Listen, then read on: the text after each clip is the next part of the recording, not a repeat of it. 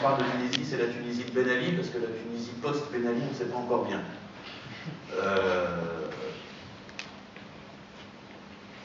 Donc en Tunisie, ça servait essentiellement à surveiller les opposants, pour détecter les gens qui disent du mal du régime en place dans leur blog et les mettre en prison.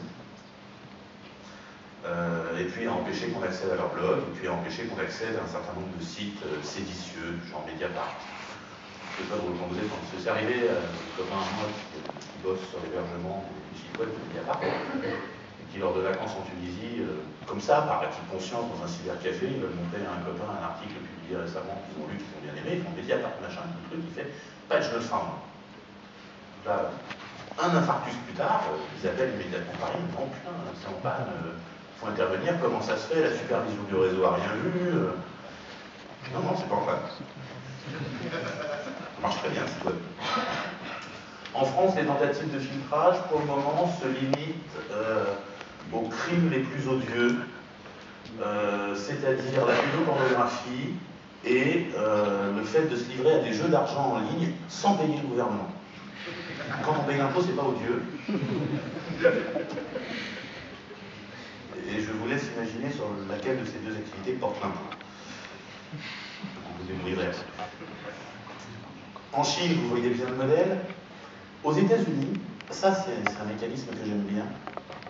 J'aime bien l'exemple des États-Unis parce que, quand même, c'est une belle démocratie qui défend la liberté d'expression.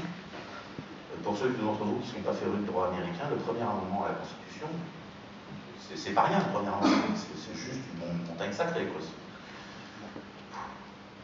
Aussi important que les talonnettes de Sarkozy, un truc énorme.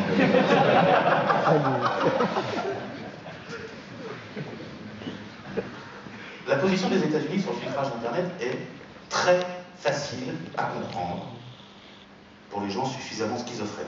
Je vous explique. Pardon. Alors, je ne sais pas me bourrer d'année, on est en 2011, donc ça se passe plutôt en 2010. Janvier, février, mars 2010, par là, Google se bat contre la Chine. La Chine veut que Google filtre les résultats où apparaissent des mots odieux comme démocratie, Tiananmen, le nom de leur prix Nobel de la paix, voilà. Et Google répond, non, on ne filtre pas. On veut bien bloquer des résultats à chaque fois que vous nous amènerez une décision de justice, de la vôtre, hein, on ne demande pas une justice équitable. Vous nous amenez une décision de votre justice sur un bon papier en tête qui va bien, et on bloque le résultat correspondant. Mais juste le résultat, on ne filtre pas. C'est pas la même chose. Donc la Chine pas contente, ça monte, tout ça, Google ferme, Google.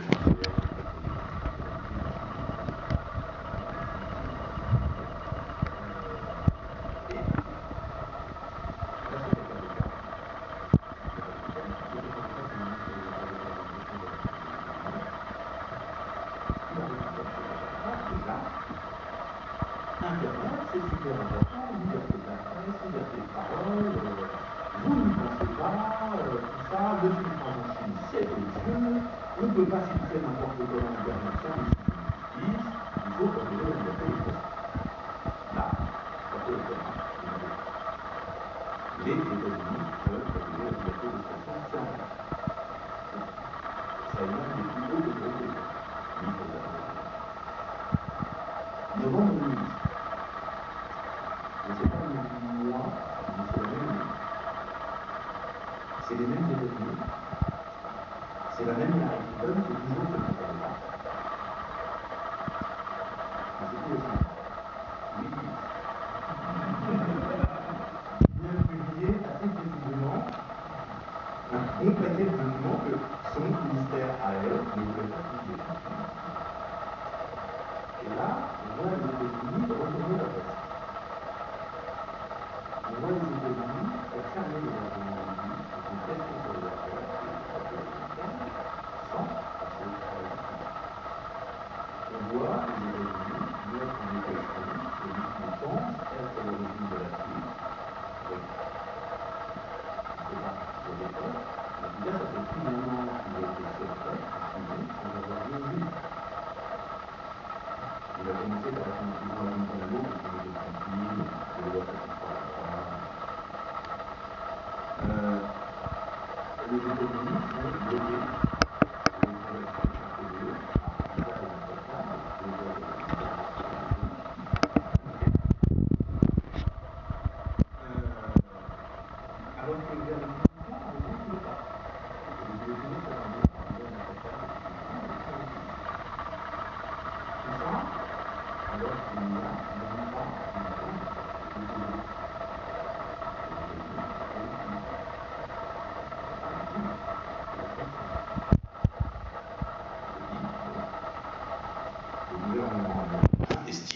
peut faire taire les sites web des gens qui font chier politiquement sans passer par la justice.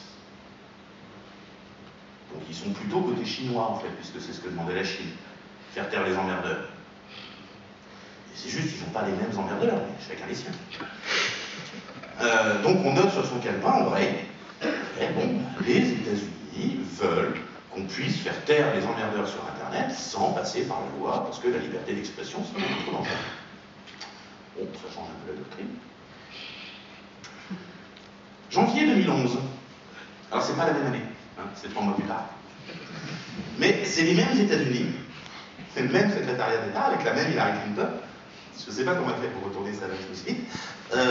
Et maintenant, ça ne se passe plus sur Wikileaks, ça se passe en Égypte, où le régime Moubarak vient d'éteindre Internet, parce qu'il n'y a quand même rien que des emmerdeurs politiques qui font rien qu'à discuter sur Internet de comment ils vont se réunir dans la rue, et que ça ne peut pas aller.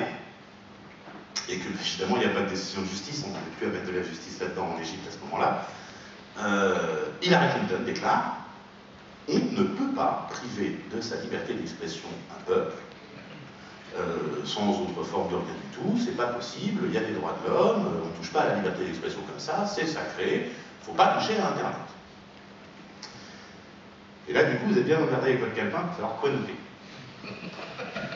Donc les États-Unis sont d'avis que la liberté d'expression, c'est fondamental tant que c'est pas contre eux, et c'est protégé si ça leur fait plaisir. Voilà. Du coup, de tout ça, vous pouvez arriver à cette conclusion que pas mal de journalistes commencent à comprendre, qui est que le filtrage d'État est un marqueur de l'état de la démocratie. Aux États-Unis et en France, c'est marrant parce que dans les 4 pays que je cite là, je suis sûr que c'est pas ces deux-là que vous avez l'idée comme le régime totalitaire. Aux États-Unis et en France, comme en Chine et dans la Tunisie de Ben Ali, il est admis que pour un certain nombre de motifs, on peut filtrer et bloquer sans décision de justice. En France, c'est l'OPSI. Alors l'OPSI, c'est toujours faire sur le pédoporn, mais depuis, on a commencé à y ajouter, il y a un bout qui est dans une loi sur la consommation. Il y a un bout qui est dans une loi sur les décisions des douanes.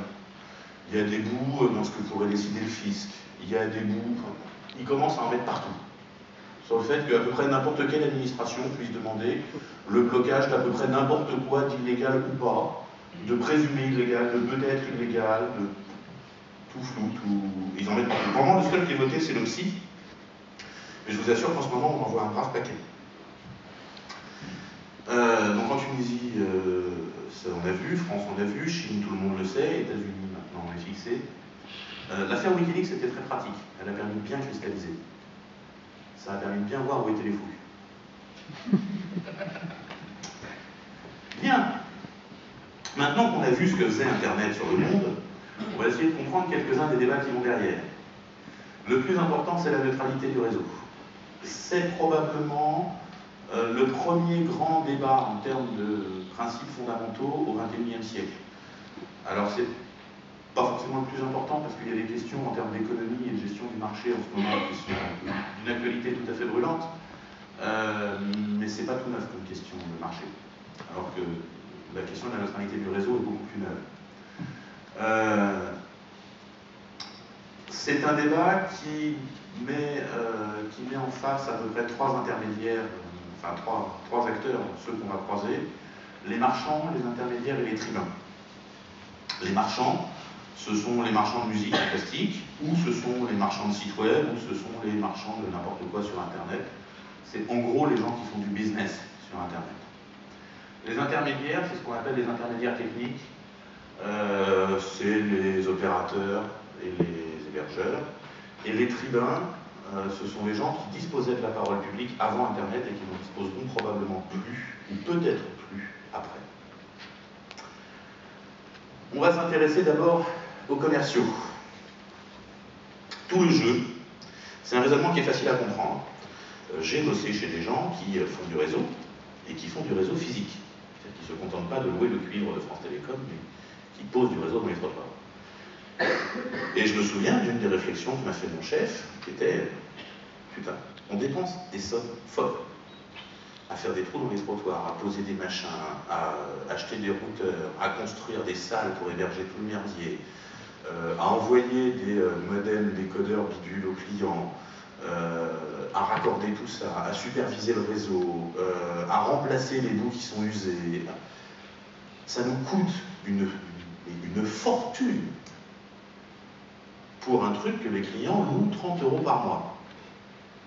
Et le pauvre gars avait été voir la veille que chez Mythic, pour pouvoir tirer un coup, les mecs payent 30 € par mois. Et voilà, il était désespéré. Mythic fait des travaux colossaux qui consistent à entretenir quelques serveurs avec une base de données. Ben oui, c'est comme ça. C'est comme ça. Et donc la grande question, c'est comment est-ce qu'on fait pour piquer le pognon de Mythic? Alors je dis Mythic, c'est générique, hein, ça marche avec tous les autres. Et donc il y a plein de méthodes qui sont envisagées. L'une des méthodes, c'est la priorisation, qui est de dire tel ou tel service, je peux le prioriser sur mon réseau, le rendre plus prioritaire pour qu'il aille plus vite. Ça se dit à l'envers en fait. C'est je vais rendre tous les autres trop lents pour être utilisables. Et donc vous avez le choix, soit vous allez chez monsieur A et vous avez un service où ça va vite, quand on envoie un message il part dans la seconde, quand on regarde une vidéo ça saccade pas, etc. Ou bien vous allez chez monsieur B, où là, voilà, c'est tout le contraire. Par contre, pour que je te priorise ton trafic, tu me donneras 10% de ton chiffre d'affaires. Voilà. En Corse, ça s'appelle l'impôt révolutionnaire, je crois. Dans la police, on appelle ça du racket. L'autre méthode, c'est le filtrage. Le filtrage, c'est super simple. C'est de la priorisation mais à l'extrême. C'est-à-dire que vous n'avez pas passé un accord avec les 3 grands du secteur qui vous versent 10% de leur chiffre d'affaires, juste vous avez racheté un des 3 grands. Et vous êtes, par d'autres biais, un des 3 grands. Hors de question que vos clients, à vous, personnels, que vous avez tatoués, aillent acheter chez les concurrents. C'est n'importe quoi, en passant par votre réseau. Donc vous les en empêchez. Vous allez me dire, ça, en France, ça ne se pratique pas tellement, parce que la concurrence, répression des fraudes, ça ne passerait pas. Vous avez déjà essayé d'utiliser Skype sur votre téléphone mobile? Non, ça ne marche pas? Si. C'est pas du tout lié au fait que votre opérateur de téléphone mobile, il gagne sa vie à vous vendre du téléphone. Alors que si vous faisiez passer le Skype dans l'accès Internet, du coup, forcément, ce serait plus payant. C'est pas lié. C'est sûrement une impossibilité technique. Je vois que ça. L'autre solution, classique, c'est ce qu'on appelle les altérations du contenu. Vous savez que, d'abord je vous rappelle que quand c'est gratuit, c'est que c'est vous qui êtes la marchandise, hein, pour ceux qui ont un doute. Parce qu'il faut bien que quelqu'un gagne de l'argent à un moment. Vous savez qu'il y a des sites web qui vivent de publicité. Vous savez, ceux dont vous êtes les marchandises. Facebook, etc.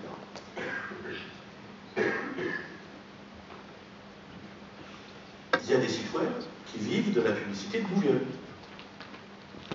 Monsieur Google affiche sa pub sur le site web, Google gagne plein de pognon, et puis on regarde une petite partie au site web. C'est super content pour un opérateur qui voit tout passer, puisque